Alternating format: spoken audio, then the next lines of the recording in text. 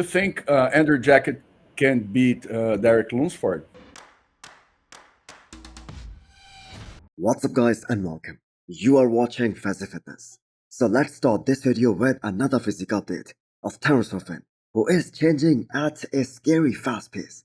With almost 15 weeks to go till it's stage time for Terrence, after almost 1.5 years gap. Because the last time we saw Terrence on the stage, that was at Chiru Classic in the post-Olympia tour back in 2023.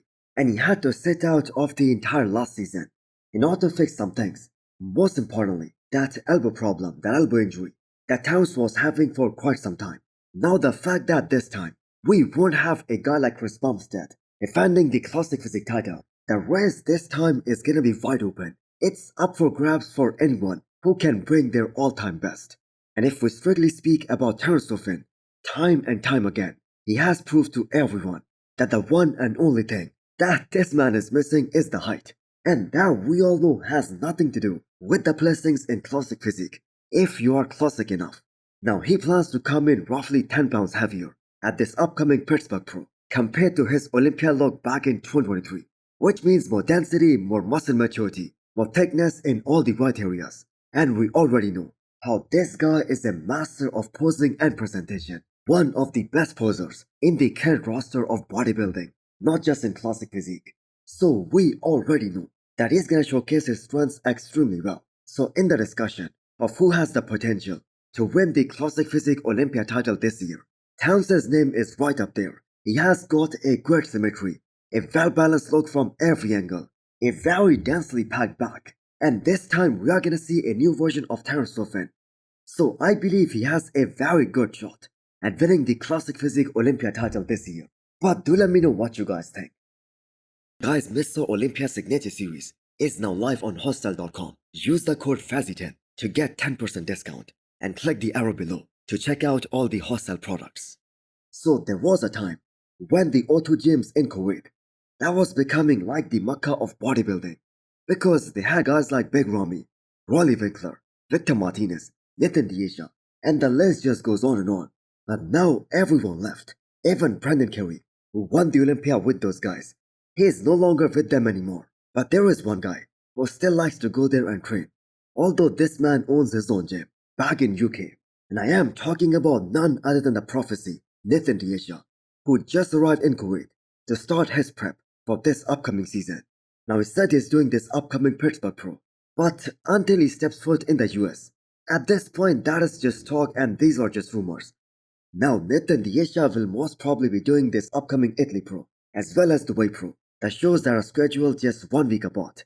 And both shows are scheduled to be happening in June. And the man looked superb at Dubai Pro last year, although he did not get the placings that he was looking for at that show.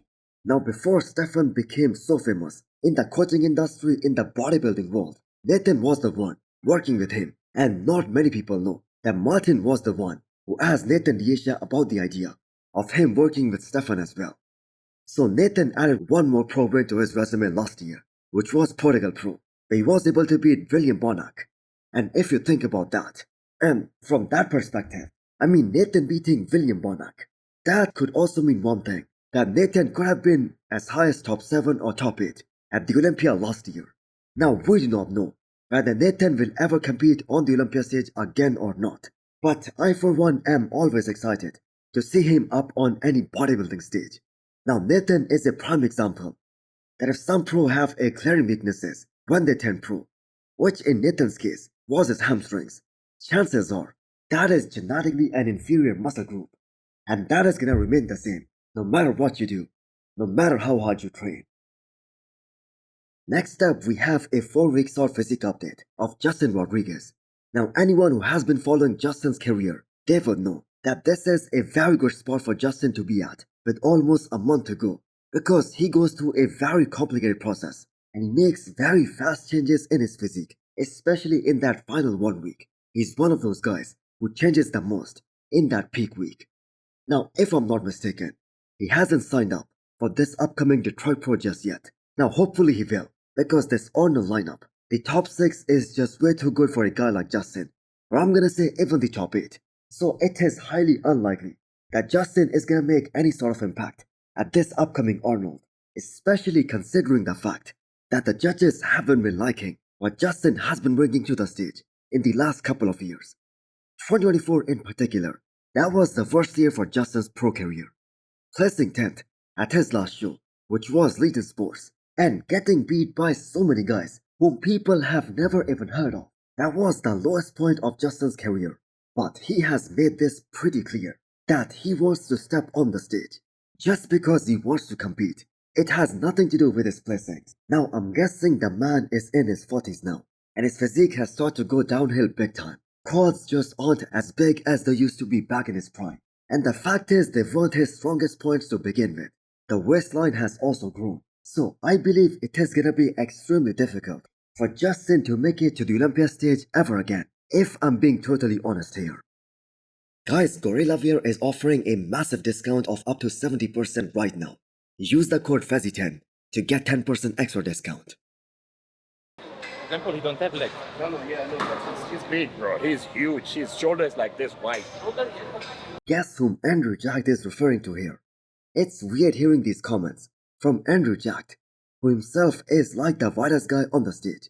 But here he is referring to the former men's physique Olympia champion and the Arnold champion Erin, who is currently in prep for this upcoming Arnold. And the man is looking absolutely insane. Now the guys in men's physique, they get a lot of media coverage.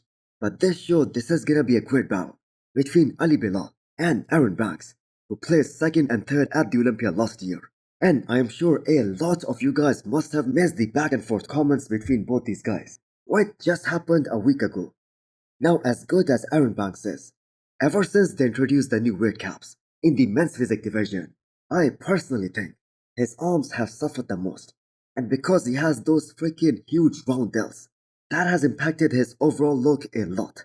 Now, Ali Bilal on the other hand, that I believe is gonna be the future of men's physique division. And he is a future Olympia men's physique champion. I mean, the man has got awesome aesthetics, craziest V taper, and he has those deep separated abs. And it was very close between him and Ryan Terry at the Olympia last year. So a really interesting question was asked to Samson Dauda during the latest episode of the Olympia TV.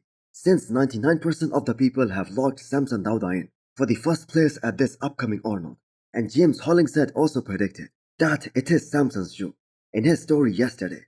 Now, he has Samson not only winning the Arnold, but the Olympia as well. And then obviously, we can't forget Mr. Olympia, Samson. So, 2 in a row, I reckon. Arnold Classic champ. I reckon 2 in a row Olympia, and I think the era of Samson has begun. So the question was directed towards Samson, and that was, can Andrew Jack beat Derek Lunsford at the Arnold, Ohio this year? And Samson does see the possibility of that happening in 4 weeks' time, because Samson also does see the similarity in structure between him and Andrew Jack. Do you think Andrew Jack can beat Derek Lunsford? I do think it's possible. I think he has his frame, he has his stature, he has the muscle, and I think, you know what, a little bit of refinement, he will be right there. And I think those two guys, especially because I can see both advantage of both sides of it, where Derek is really powerful from the back and he's really strong from the side as well. Now, I'm pretty sure that Andrew isn't going to be Derek from the side or from the back, because Derek's side leg, the density and the detail that he has, that is almost impossible for Andrew to overcome, considering he hardly had any real off-season after the Olympia last year, and there isn't even any comparison between Andrew and Derek when we talk about the black shorts. So can Andrew come in so dominant from the front that he can beat both these guys? Because the thing is, from the front, if Andrew is on, it's actually so damn amazing. He has those elite aesthetics, and they just make you go wow. So if that happens, I believe Andrew can beat both these guys from the front. So if Sergio Oliva Jr. is actually doing FIBO Germany, that makes him a little less than 10 weeks out of that show.